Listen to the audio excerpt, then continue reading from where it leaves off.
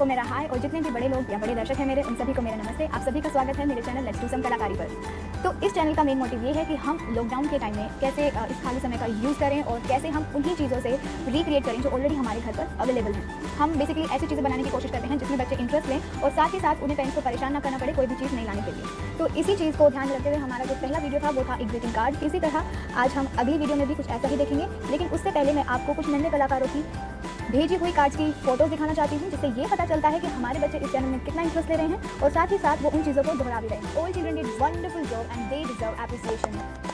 Very good children, keep it up. आज हम अपनी वीडियो में क्या सीखने वाले हैं, चलिए देखते हैं।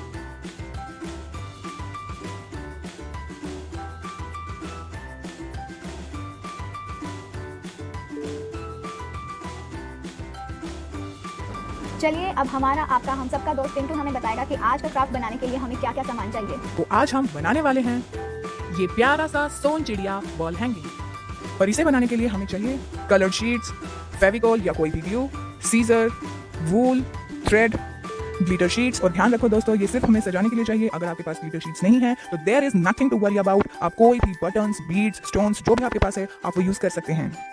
कोई भी एक स्टिक, प्लास्टिक हो या वुड की हो। एक last we need some sketch pens और इसी के साथ एक पेंसिल और एक स्केल। पिंटू ने आपको ये तो बता दिया कि हमें आज का क्राफ्ट बनाने के लिए क्या क्या चीज़ें चाहिए, लेकिन एक चीज़ है जो मैं आप लोगों के साथ शेयर करना चाहती हूँ। आपको ये लगता होगा कि दीदी नया क्राफ्ट बनाने के लिए हर बार नया सामान लेकर आती हैं, तो ऐसा बिल्कुल भी नहीं है बच्चे। मैं हमेशा सेम चीज़ें ही यूज़ करती हूँ जब तक कि वो खत्म नहीं हो जाती। जैसे कि आपको मैं दिखा देती हूँ, ये मेरा बॉक्स है जिसमें मैं अपनी सारी शीट्स और ग्लिटर शीट्स और अलग अलग तरीके की शीट्स रखती हूँ। तो ये देखो, सबसे पहले मैं आपको दिखा देती हूँ, ये मैंने पहले भी यूज़ की है। अलग अलग जगह पे कट्स देके आप अंदाज़ा लगा सकते हैं। मैंने सोचा ये फिर से काम आ सकती है तो मैंने इसको रख लिया। इसी तरीके से आप देखो, तो मैंने बहुत सारी शीट्स ऐसे ही रखी हुई हैं जिन्हें मैं थोड़ा सा यूज़ करती हूँ और फिर दोबारा से उन्हें यूज़ करने के लिए रख लेती हूँ। तो ऐसा बिल्कुल भी नहीं है। इनफैक्ट सिर्फ ग्लिटर शीट्स ही नहीं, जो नॉर्मल पेपर होते हैं उन्हें भी मैं दोबारा यूज़ करने के लिए रख लेती हूँ, क्योंकि कहीं ना कहीं काम आ ही जाती हैं। और जो क्राफ्ट है हमारा बेसिकली, उसमें हम छोटे छोटे पीसेस डालते ही रहते हैं उसे और कलरफुल और अट्रैक्टिव बनाने के लिए। तो आई थिंक हमें ये सब चीज़ें रख लेनी चाहिए फॉर फ्यूचर पर्पज़। तो चलिए अब ज़्यादा टाइम वेस्ट नहीं करते हैं और आगे की वीडियो शुरू करते हैं। तो सबसे पहले हम काम शुरू करेंगे बर्ड्स बनाने का। तो उसके लिए हमें चाहिए कोई भी शीट। तो अभी सबसे पहले एक चीज़ हमें ध्यान में रखनी है कि जो भी हम बर्ड बनाना चाहते हैं किसी भी कलर का, उस कलर की एटलीस्ट हमारे पास 2 शीट्स जरूर होनी चाहिए। लेकिन अगर आपके पास नहीं है तो there is nothing to worry about. आप कोई भी डिफरेंट कलर की शीट ले सकते हैं, क्योंकि बर्ड्स तो बहुत सारे कलर के होते हैं। एंड सेकेंडली ये आर्ट एंड क्राफ्ट है, तो यहाँ पर आपकी गलतियाँ भी कभी कभी कलाकारी बन जाती है। तो सबसे पहले हम बिल्कुल सेंटर में एक लाइन लगा लेंगे, जिससे हमें आइडिया हो जाए कि हमें कहाँ से अपनी शीट को काटना है। तो बेसिकली हमें बिल्कुल सेंटर में से लाइन लगानी है और 2 पीसेस में अपनी शीट को काटना है। तो सबसे पहले बात मैं एक बार और मेंशन कर दूं, जो हमेशा कहती हूं कि अगर सीजर का काम है तो छोटे बच्चे प्लीज़ अपने से बड़ों की हेल्प लें कटिंग करने के लिए। अदरवाइज़ अगर आपके पास प्लास्टिक सीजर है तो दैट वुड बी बेटर। तो अभी मैंने ये अपने पीसेस काट लिए हैं 2 अलग अलग एक ही शीट में से। एंड आप एक चीज़ का ध्यान रखिएगा कि मैंने अपनी शीट को ऐसे वर्टिकली 2 पार्ट्स में काटा है। अब हम मेजर करेंगे स्केल से और 1-1 सेंटीमीटर दूरी पर हम लाइन लगाएंगे।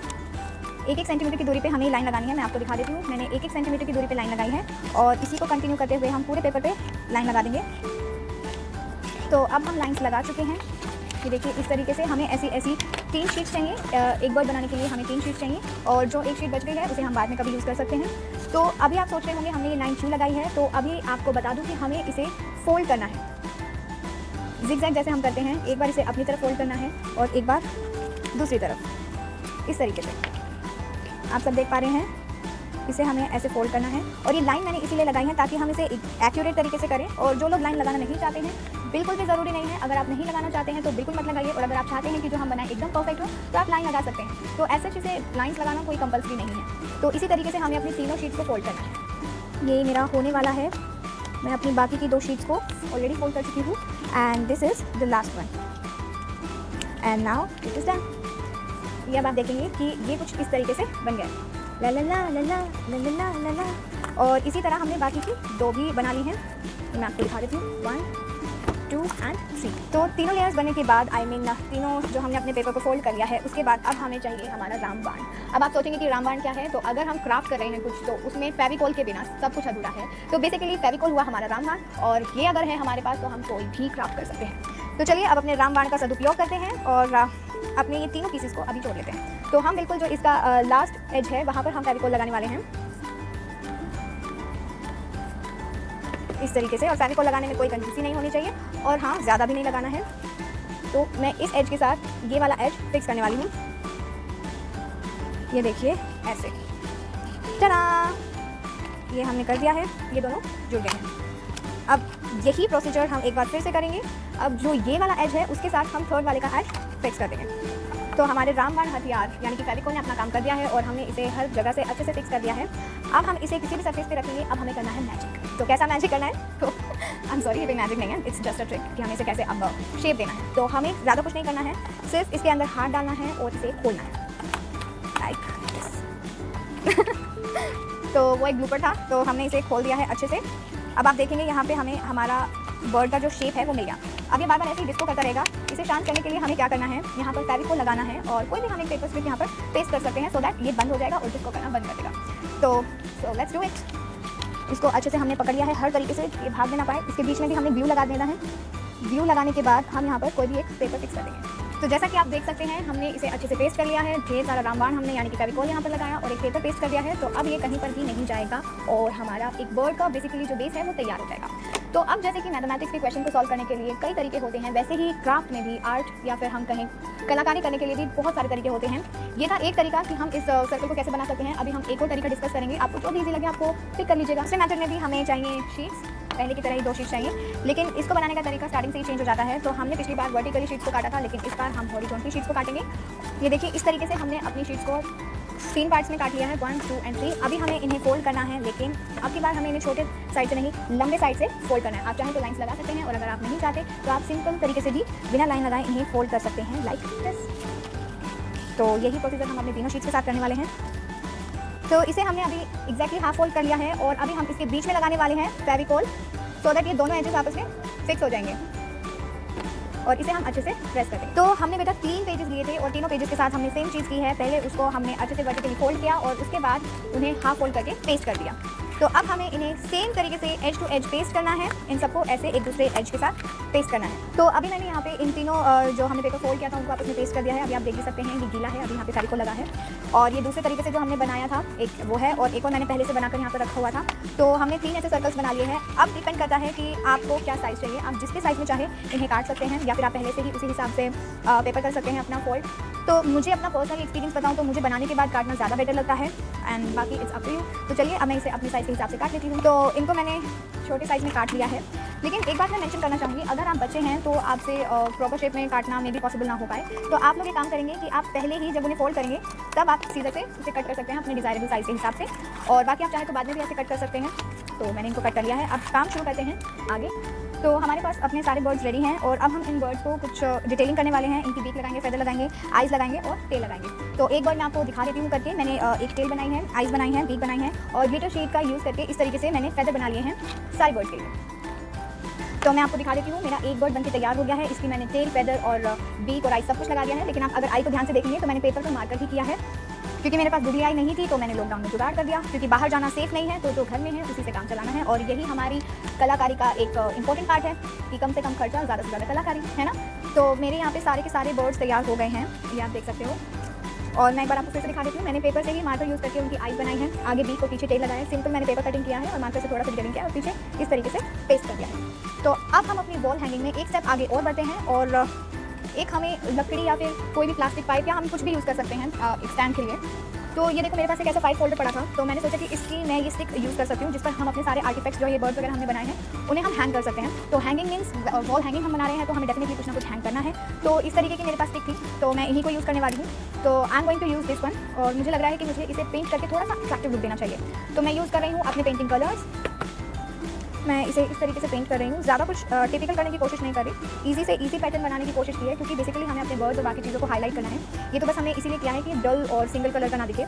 तो अभी कंटिन्यू कर रहे हैं हम। मैंने इसे ग्रीन कलर का पैटर्न बनाया है, अब मैं थोड़ा वाइट कलर से इसे हाईलाइट करने वाली हूँ। ऐसा ज़रूरी नहीं है कि हम कुछ बहुत ज़्यादा तड़कता भड़कता करें तभी वो चीज़ें अच्छी लगेंगी। कभी कभी सिंपल चीज़ें भी बहुत प्यारी लगती है और करने में भी आसान और दिखने में भी खूबसूरत। ये देखिए कितना हाईलाइट कर रहा है वाइट कलर से, बस मैंने थोड़ी सी बाउंड्री किया है और आई एम डैम श्योर कि आप लोग मुझसे भी अच्छा करेंगे। ये तो मैंने कल के कार्ड के बेसिस पर ही जज कर लिया। मैंने जो बनाया था बच्चों ने मुझसे भी अच्छा बनाया है and you won't believe guys, मैंने जब वीडियो पोस्ट की विद इन 1.5 आवर के अंदर मेरे पास पहला कार्ड आ गया था and I was really amazed कि एक 2nd क्लास का बच्चा मुझे वो कार्ड भेज रहा है, वो भी इतनी जल्दी। Hats off. जब तक हमारा स्टैंड सूख रहा है तब तक हम आगे का काम कर लेते हैं। अब हम बनाने वाले हैं टेसल्स। टेसल्स क्या होते हैं वो मैं अभी आपको बताऊंगी। उससे पहले मैं आपको ये कलरफुल वूल दिखाना चाहती हूँ। आपको भी ऐसी ही वूल की ज़रूरत पड़ेगी। अब आप में से कुछ लोग सोच रहे होंगे हमारे पास तो है ही नहीं, अब हम क्या करेंगे। तो यकीन मानिए मेरे पास भी नहीं थी। मैं आपको दिखाती हूँ मेरे पास क्या था। मेरे पास सिर्फ ये वाली वूल, और उसी से मैंने इन्हें कलरफुल किया है। कैसे किया है चलिए देखते हैं।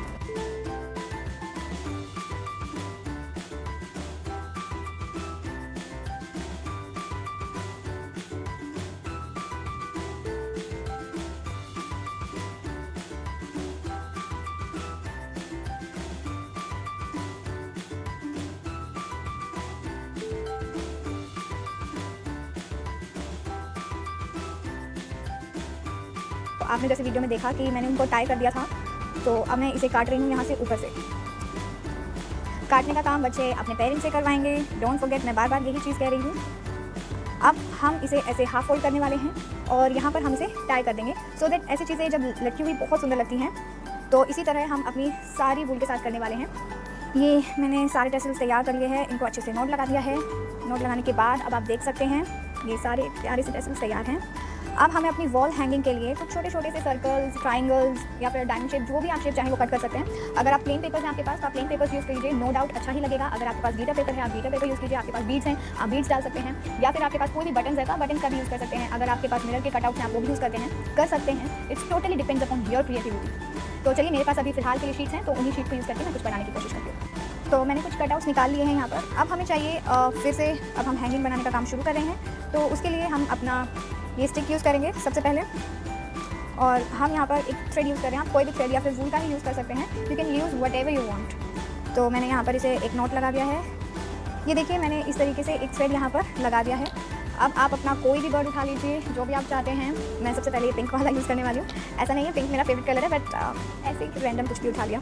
तो अभी हमें यहाँ पर इसको पेस्ट करना है, तो चलिए पेस्ट करते हैं। अपना रामबाण उठाते हैं। Let me show you how it looks. See, अभी हमारा एक पार्ट कंप्लीट हुआ है, और इसको मैंने जितना सिंपल हो सकता था उतना सिंपल रखने की कोशिश की है। और हैंगिंग में भी मैंने आप देख सकते हैं ज्योमेट्रिकल शेप्स यूज़ की हैं, ज़्यादा डिफ़िकल्ट चीज़ें नहीं की हैं, सो दैट सभी बच्चे जो भी इसे फर्स्ट टाइम ट्राई करने वाले हैं, आई होप कि सबके लिए बहुत ईजी होने वाला है। तो चलिए अब इसे कंप्लीट करते हैं। ये देखिए अभी इतना काम हम कर चुके हैं, इतनी चीज़ें हमने हैंग कर ली हैं, थोड़ा सा और बाकी है तो करते हैं। So here we are done with our कलाकारी।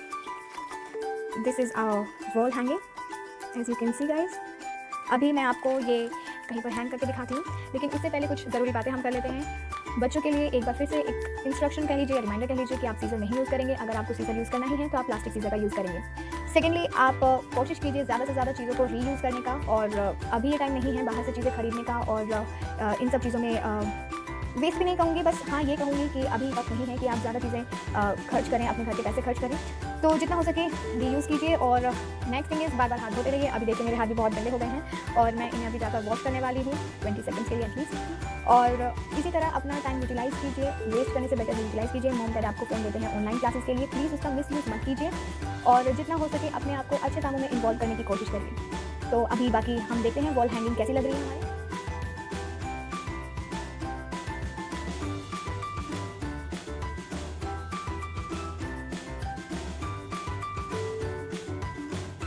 जैसा कि आज की वीडियो में हमने स्टार्टिंग की कुछ आर्ट एंड क्राफ्ट से, जो कि बच्चों ने आप में से ही कुछ बच्चों ने भेजा था, और जो कि बहुत ही अप्रिशिएबल था।